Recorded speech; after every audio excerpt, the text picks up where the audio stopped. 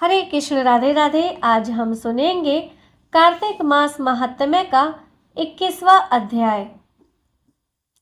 दीपावली को दीपमालिका के महत्व एवं महालक्ष्मी जी के पूजन की विधि ध्यान पूर्वक सुनने के बाद महाराज पृथु ने नारद जी से विनती की, हे देवऋषि, अब आप अन्नकूट तथा गोवर्धन का महात्म्य सुनाने की कृपा करें।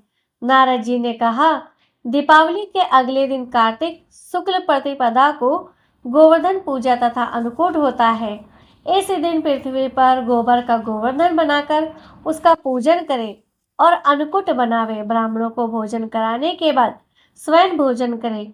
गौ तथा बैल का भी पूजन करना चाहिए। दिन के तीसरे पहर में मार्ग पालिका बांधे। इसी दिन जामात्र यानी जमाई का भी पूजन होता है।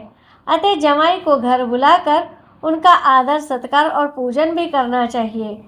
पृथु पूछने लगे, हे नारद जी, सबसे पहले यह पूजन किसने और कब किया था, कृपया करके यह भी बताइए। तब नारद जी बोले, समुद्र मंथन के समय जब लक्ष्मी जी समुद्र से उत्पन्न हुई तब विष्णु भगवान के साथ उनका विवाह हुआ। इससे आनंदित होकर समुद्र ने भगवान की स्तुति की।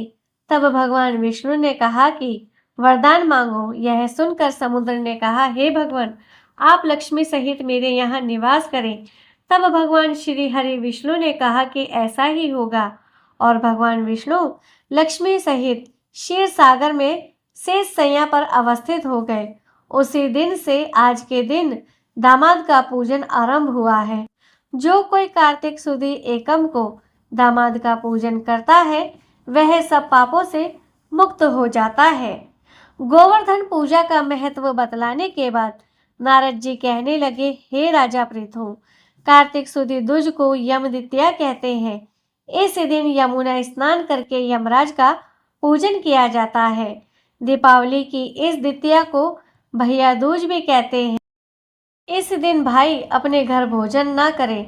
यदि अपनी बहन ना हो तो गुरु की कन्या भी बहन के समान होती है, अतः उसे ही बहन माने। इस दिन बहन अपने भाई की आयु बढ़ाने की कामना से 8 चिरंजीवियों श्री मार्कंडे जी, बलि, व्यास, हनुमान, विभीषण, कृपाचार्य, अश्वत्थामा और परशुराम का विधि पूर्वक पूजन करे। तत्पश्चात भाई को बुलाकर उसके तिलक लगाते हुए कहे, सूर्य, चंद्रमा, पृथ्वी, समुद्र, वेद पुराण, तप, सत्य, ब्रह्मा, विष्णु, महेश, देवता, मुनि तथा धर्म मेरे भाई की रक्षा करे और जब तक पृथ्वी तक सूर्य आदि स्थित है तब तक मेरे भाई की संतति चले।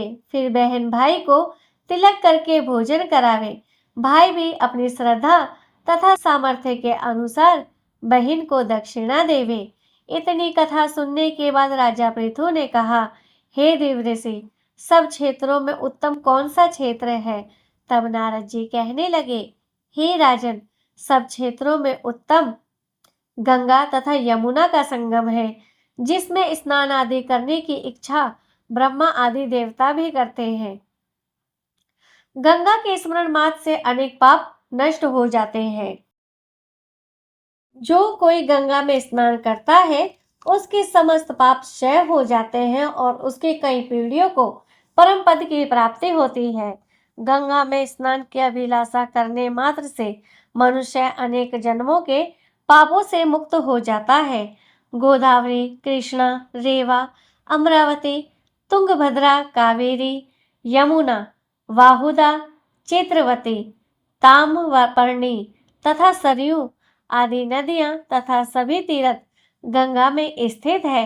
काशी क्षेत्र सब क्षेत्रों में उत्तम है। जो काशी वास करते हैं वह जीवन मुक्त हो जाते हैं। जो व्यक्ति काशी क्षेत्र का स्मरण करते हुए शरीर त्यागता है वह भी मोक्ष को प्राप्त होता है।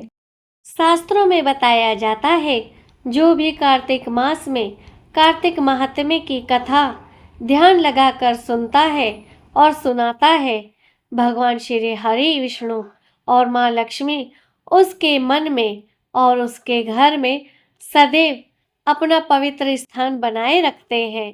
भगवान श्री हरि विष्णु की कृपा ही से मनुष्य कार्तिक मास महात्म्य सुन सकता है और सुना सकता है।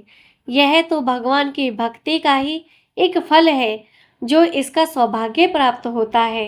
कार्तिक मास महात्म्य हर कोई नहीं सुन सकता, उसके पिछले किए गए पुण्य कर्मों का यह फल है जो फल स्वरूप अब मीठा बन के मिलता है।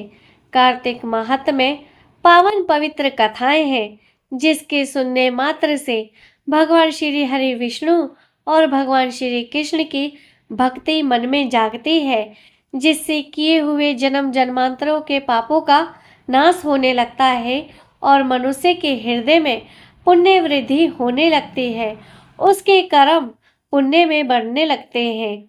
भगवान श्री हरि विष्णु और भगवान श्री कृष्ण भगवान श्री राम के पावन पवित्र नामों का जो भी मनुष्य कार्तिक मास में श्रद्धा भाव मन से नाम जाप करता है, उसके किए गए कितने भी पुराने से पुराने पाप क्यों ना हो, वह सब नष्ट होने लगते हैं, उनके पितृ तृप्त होने लगते हैं। माँ लक्ष्मी प्रसन्न होकर मनुष्य का दुर्भाग्य सौभाग्य में बदलने लगती है। तुलसी महारानी की सेवा भी सब कोई नहीं कर सकता। जब भगवान श्री हरि विष्णु की मनुष्य पे कृपा होने लगती है, तब ही मनुष्य माँ तुलसी की सेवा का पात्र बनता है। तो मेरे प्यारे भक्तजनों, यह थी कार्तिक मास महात्म्य की पावन और पवित्र कथा। इस कथा को सुनने से पुण्य में वृद्धि होती है। कथा को अपने रिश्तेदारों में और लोगों में भक्तजनों में ज़्यादा से ज़्यादा शेयर करें और पुण्य में वृद्धि पाए। भगवान श्री हरि विष्णु की आप सब पर कृपा बनी रहे और भगवान श्री हरि विष्णु ऐसे ही भक्तों के मन में भक्ति उत्पन्न करें। बोलो विष्णु भगवान लक्ष्मी माता की जय। कार्तिक महात्म्य की जय। श्री राधे कृष्ण की जय। तुलसी महारानी की जय। हरे कृष्ण। राधे राधे।